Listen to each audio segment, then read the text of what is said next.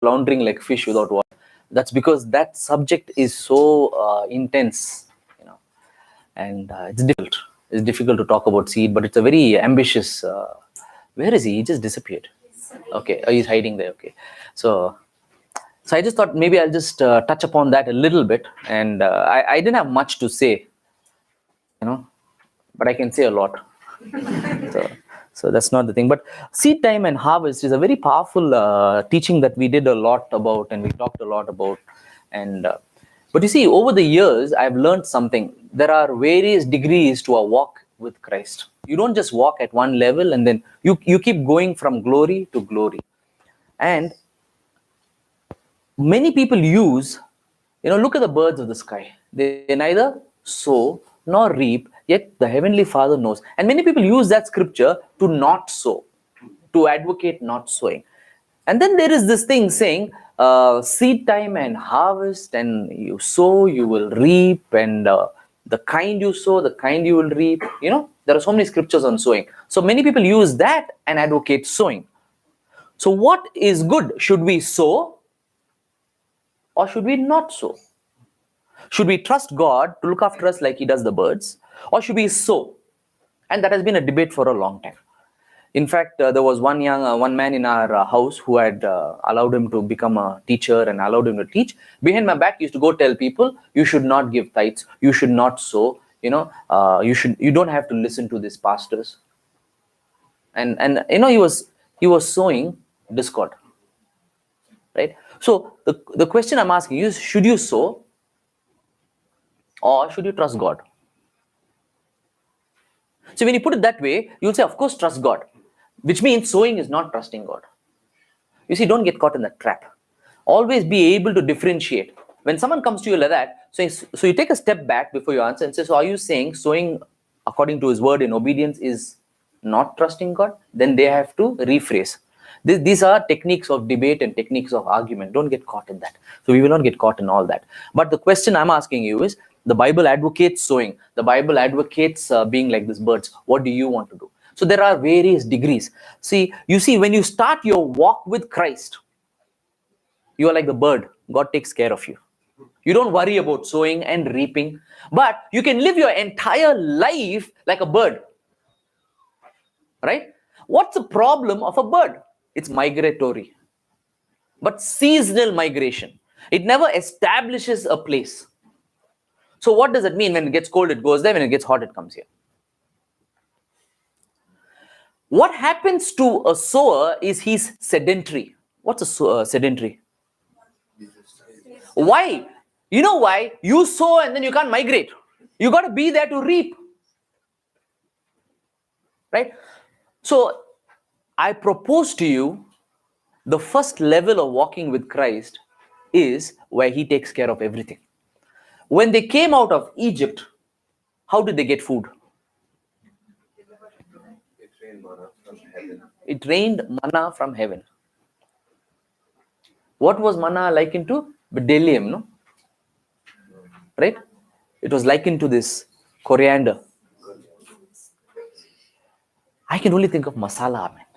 Coriander is masala. So when I first heard it in my mind until today, that coriander flavor, that powder flavor comes in my mouth and I say manna. So I used to wonder, this Jews had it tough. And with honey, it's, oh my goodness. Anyway, it apparently tasted like honey and whatever. But it was magic food. What is magic? I mean, come on, it's raining food. They just had to go and collect it. Amazing stuff, right? Wouldn't you like it if it rained food? No? Email say, Gideon, it's a time, go outside and collect some food and come. You just go outside, collect the food, bring it in, and you make it. That's how it was actually, literally it was. He took care of them for a while. How many years did it rain manna? How many years is that? Bible scholars, how many years is that? Was it, how many weeks was it? How many months was it? Huh? That means there were some children who were born into the culture of eating food that came from heaven, right? Who never knew nothing other than that. That was the season they were born in. So what is their mindset of provision? It comes from heaven. You see, their parents were slaves. So you have to see the scene now. Moses is saying, okay, all of you are starving. Don't worry. Tomorrow morning, magic food is coming. Now, these fellows are thinking, we worked our behinds off and then also we were not full. Now you're telling us not to work and food is going to come. But it did come. They were excited. They ate and they're going to bed saying, will it come tomorrow? We don't know, because we do not know as a slave what tomorrow holds. So they lived each day in trepidation and anxiety until there was enough. 66 days. It takes 66 days to get a habit. You know that, right? Erroneously, someone said 21 days. It's actually 66 days. Right? So after 66 days, they said, we know, for it shall come. They became comfortable. Right? The children were born into this culture. Children grew in this culture. They got married in this culture. They lived in this culture of food coming from heaven. Provision taken care of. You know? And magic shoes they had. Magic clothes they had.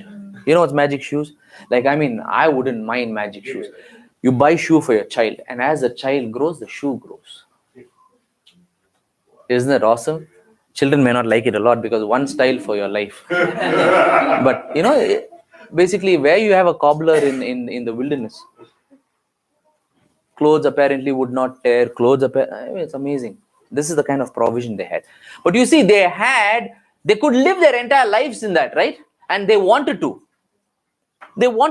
But he said, no, I have a higher purpose. What is a higher purpose? Cross over. So the Bible tells us they crossed over, and the moment they sowed, the magic food stopped. What does that tell you about sowing? It's higher than just receiving. The moment they sowed, it stopped. But Lord, isn't receiving from you greater than working hard? No, son. Receiving is for babies. Now work with me. Work with me. You're doing with me now. You're not a baby anymore. You know? You know, when your child wants water, do you give water? You do? When your child wants water, do you give water? So go take it. Why? Why? Because she can. Imagine Sharon, okay? Imagine Sharon, 30 years old, sitting in the couch. Want water? I'll come, baby. Here, drink. It sounds cute, but something is warped about it. Something is not developed about it. Something is wrong about it. You should enable a child to do. You know, we encourage troubleshooting in our house. If Daniel has a problem, I will not jump up and help him, because I'm that kind of father. I'll say, you know what? Is that a problem? How can you get out of that problem? You figure it out. There'll be a lot of tears. You know why? He's used to me solving his problems. Now, suddenly, I just woke up and decided you solve your own problems. Because I believe that you have seen me do it so many times. You've seen me do it so many times. Over a period of time, he will learn. When he falters, I will help him out a little bit. But I'm not too quick. I'm not going to help him out all the time. I did this with Joshi. Now, 5 years down the line, Joshi solves his own problems. He solves his own problems. I'm not leaving him on his own. He's monitored. So, when God says, sow and you shall reap, what's he doing? He's giving you the power to get wealth. He's giving you the power to get wealth. What is the power to get wealth? Partnership. Come partner with me. Right? Come partner with me. If you look at it, God actually had the first MLM. God has the first MLM. You know, just so that you know, if those of you who think network marketing is evil and all, 2 Timothy 2:2 talks about network marketing. The things that you heard from me, from among faithful witnesses, these you tell faithful people who will be able to tell faithful people. What is that? That's network marketing. You network with people and you market this product called Christ. Right? It sounds crass, but that's how it is. That's what it is. Anyway, I digress. So, having God provide for you is a wonderful place, but it is the place for babies. Now comes the place for mature people. How many mature people are here? Don't show me. Because if you're mature, you sow. Now you have to understand the word sow is different from the word give. But Pastor, isn't it the same? It is the same and it's not the same. Let me explain. Now there are some demands made of you. Okay, the first demand is in finances. There are some demands made of you. Tithes, offerings, and first fruits are the threefold giving you should have. Now many of us have graduated to the twofold giving. Kudos to all of you all. But very few of you all come into the threefold giving. You see, tithes and offerings is not one, but two. And first fruits is three, okay? That is different from sowing. Pastor, at this rate, you will pull out all the money from us. I am not telling you anything that I am not doing. So, tithes and offerings and first fruit will go to the man of God that God has placed in my life. Because representatively, I am giving him. But sowing can go anywhere. It can go to the man of God. It can go to my brothers. It can go to someone I see on the street. I sow according to how God leads me. According to where there is a soil. So you see the difference? You know, he was alluding to, you should have a seed and the rat will come, so you have to make a protection. And some of you are wondering, where is he going with that? You see, the sowing that you do, okay, what protects this is the giving. When you give accurately, the devourer will not be able to take what you have. So in that place, God meets you and say, have you grown up? Do you want to be a sower? You say, yes, Lord. Then he says, I will be the one who gives to the sower. He doesn't say, sow by yourself. He says, you show me you have an interest, I'll give you to sow. See, that's what I'm trying to tell you guys. If you have an interest to sow, he'll give you. I remember a time when I went into a pastor's house. As I walked in, I felt the Spirit of the Lord saying, buy a bike for him. Now you have to understand, I never owned a bike. Only last year, I bought a bike, a new bike. Before that, I never bought a bike. I was forced to buy a bike, actually. I didn't want to buy that also. One well-intentioned man just forced me to buy it, so I bought it. But that's not the point. So I go in and says, buy a bike. I'm talking about, this is about 12 years ago. Like, what, man? At that time, to buy a bike was very impossible. But I said, yes, Lord, I'll buy. He said, are you willing to sow? I said, yes. He said, I'll give. Okay. 2 weeks later, I got money, bought a bike. I don't know how they agreed. I registered the bike in that pastor's name without the pastor knowing. I don't know how those fellows, they don't agree. They want this paper, that paper. And they agreed to do post document verification. I said, okay, done. You know what? Who delivered the bike? Was there someone from here who delivered the bike to the pastor? Oh, no one is here. Ajit, Amit, you all guys didn't go? Who did it? Okay, someone did it. I sent someone from our church to go give it and come. I didn't want them to see my face. Hey, that pastor, he was so excited. No one had done anything like this in his entire life. Later turns out he was a secretary to the Assembly of God, Asia. I didn't know that. And he wanted me to come to every meeting after that and bring me to the stage and tell, this man bought me a bike, this man bought me a bike. It was embarrassing. After that, I didn't want to go. But I sowed. Why? Because God told me. But where did I get the money? He gave. So you're not alone. He says, okay, son, you're ready to sow. Here, go sow. He's not saying, pull out your money and I'll give you. You just have a desire. Right? Or are you a baby? I'll give bread to the eater. What are you? You decide. Seed to the sower or?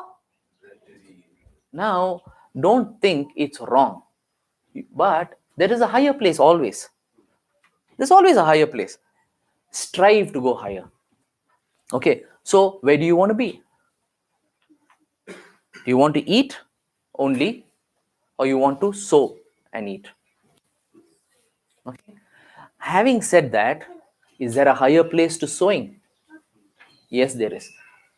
So a baby gets A baby gets food, magic food. A mature person sows and gets it for himself. All right. But a son inherits, which is what Mike was alluding to. But he was not putting his finger on it. Now, what is an inheritance? Inheritance is something that you worked for. It's not something you worked for. But you will never come to an inheritance unless you worked as a sower. You can never, from being a baby, just go to inherit. You know why? You will never know the value of that inheritance. Have you ever known someone who just inherited crores of rupees and how they behaved? Can you tell me what kind of a behavior it will be? Most often than not, we are generalizing, but most often than not, how will they behave? Arrogant. They just squander money and throw it around. What else? Irresponsible, disrespectful. See, all negative stuff. Just a few of them, maybe a percentage of them may be fine. Why? Because they never went through the sowing, the waiting, and the reaping part of life. But our God is not a stupid God. He doesn't say, okay, I'll just give you inheritance. That's why when you're born again, immediately he doesn't say, come, you're a son, take everything. No, he doesn't. He says, no, you go work in the field. What kind of a God are you? I'm a son, everything belongs to me. Why it's taking time to come? Because I want you to learn the principles that you have to now utilize as a son. Right? You remember the two sons were there? One fellow took all the money and ran off. You remember that, right? It's called the parable of the waiting father. Right? Waiting father. Because it's not about the son, it was about the father. The whole thing is about the father, not about the son. Just someone said prodigal, and then now it's become prodigal son, prodigal son. Do you even know what's a prodigal? You know the word prodigal? It's an old English word. We don't use it in, But anyway, so here's this guy, he went and squandered all the wealth. But there was another guy. What did he do? He was not a baby. He was not getting money to eat. What was he doing? He was a mature son who was working, but he refused to go to the next level. What was the next level? Inheritance. He came to his father and said, you didn't give me a goat. He is a sower with a baby mentality. He wants to sow, or rather he's been told to sow, but he wants to be treated like this. Hey, if you are a sower, you'll be treated as a mature son. Right? Remember, we go back to the analogy of our children. If a child behaves in a particular way, we correct the child. Why? In a bad way. Why? So that we can help shape the child into being a mature person, right? Do we just allow the child? No, it's okay. I love her. Let her do what she wants. Let him do what she wants. Love. It's love. Have you ever met undisciplined children? That is misplaced love. That's not love, actually. That is selfishness. You're just a selfish person. You don't want to handle the tantrum for the moment. You're selfish. And you think it's love. It's not love. You know what's love? Love is no matter what the child thinks of you at that moment, you will do what's good for the child. Right? No matter what. Especially Indian parents in public never correct their children because they are embarrassed. They get very embarrassed to correct the children. Have you ever noticed that? And I'm sorry to say, this is a generalization, but I've make him proper. He's sleeping. His neck is not good. Okay. Most Indian children I have met, unruly, indisciplined, do not know how to talk, don't know their pleases and the thank yous. And they know when they are outside, they are king because their parents will never correct them. At home, they are like lamb. No correction. So he was a spoiled child who matured prematurely. So he was doing the work in the garden. But he did not realize that he was doing, he'll get. He came, I worked so hard for you, and you did not even give me one goat. What did his father say? Son, everything I have is yours. That means graduate yourself to be an heir. Right? So the question I ask you is, what does it mean to be an heir?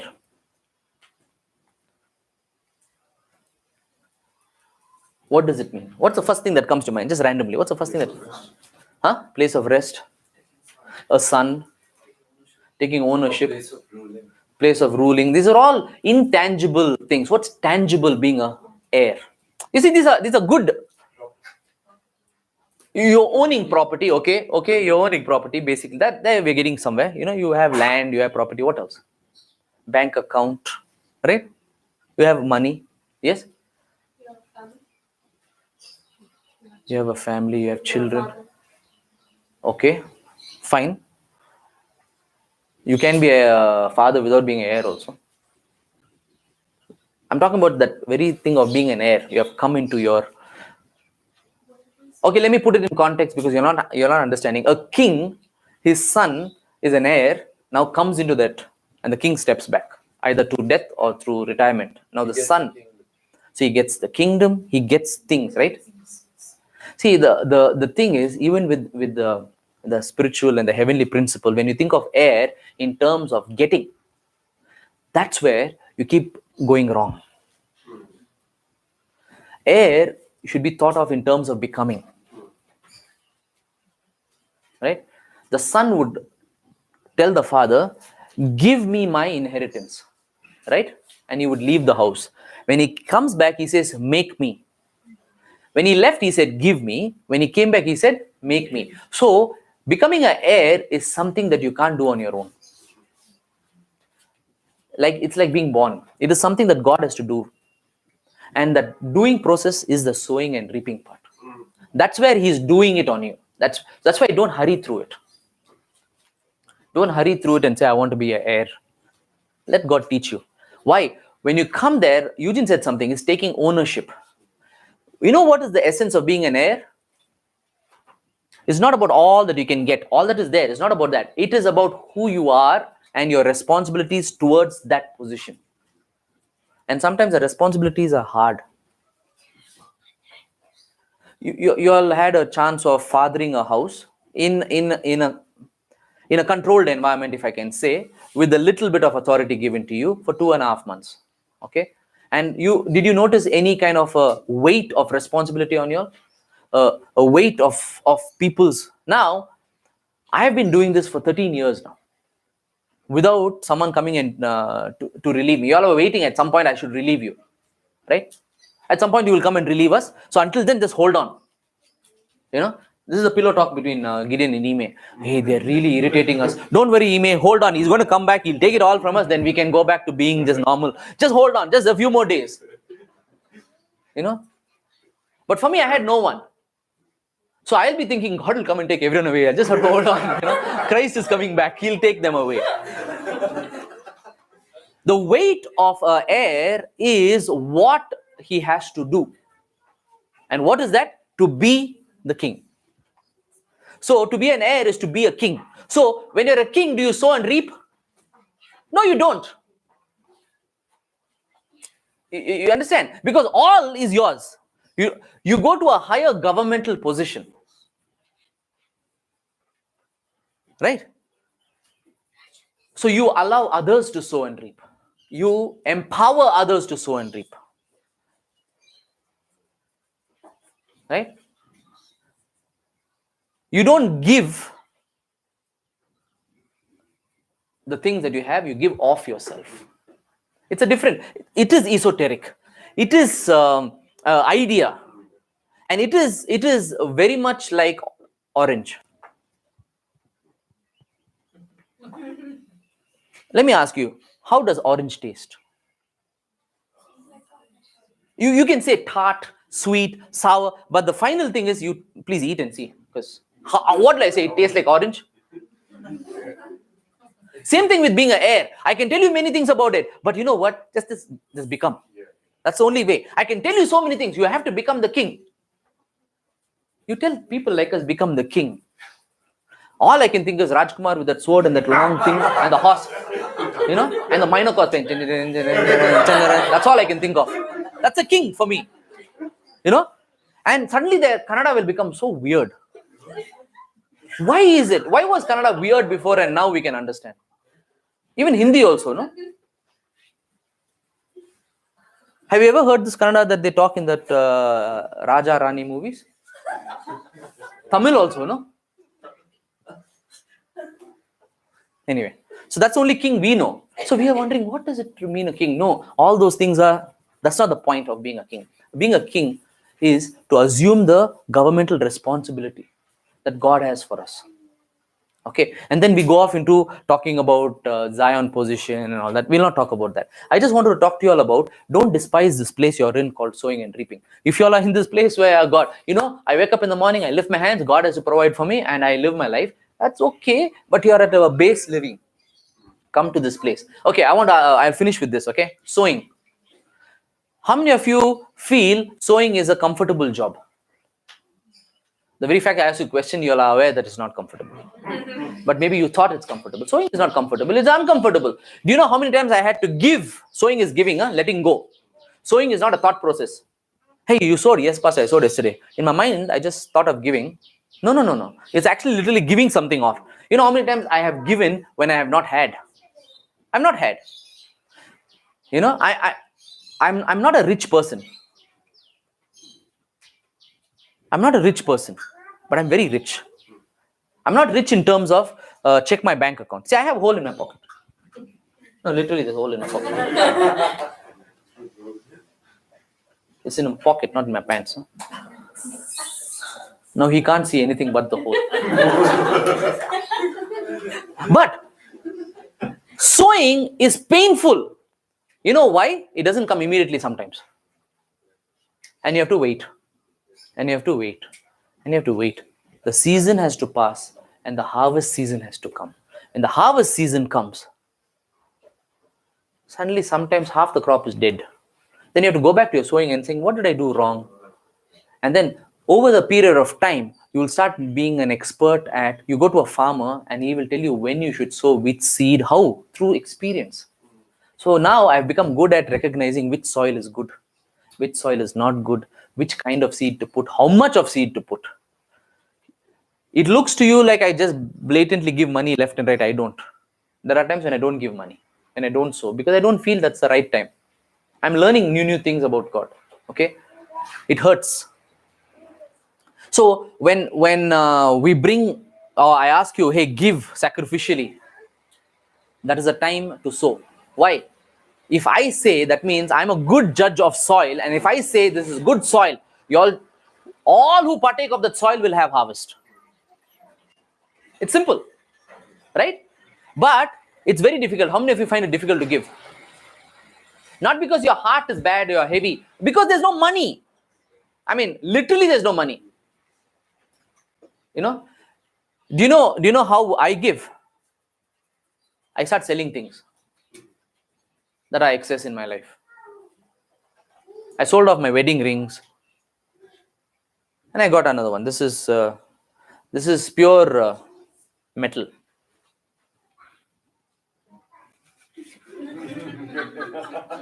That will sink in. And it's precious because it reminds me of my wife. So it's precious metal. So maybe there is a way in your life when God comes and gives you this thing, son, are you ready to become a sower?